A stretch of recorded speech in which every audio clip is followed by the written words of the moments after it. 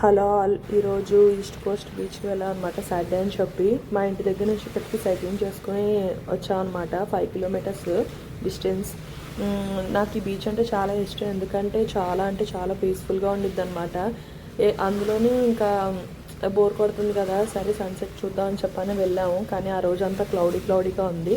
ఎదురుగుండా షిప్స్ ఉన్నాయి చూసారా, అవన్నీ కార్గో షిప్స్ అనమాట. అలాగే నైట్ టైం అయ్యి క్రూజెస్ కూడా వెళ్తూ ఉంటాయి అనమాట 7 ఆ టైంకి.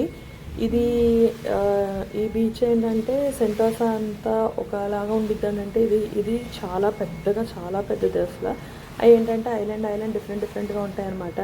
సరే, ఇక్కడ షుగర్ కేన్ జ్యూస్ బాగుంటుందని చెప్పి మా హస్బెండ్ చెప్పారని చెప్పి ఇంకా షుగర్ కేన్ జ్యూస్ ఒకటి ఆర్డర్ చేసుకున్నమాట. $9.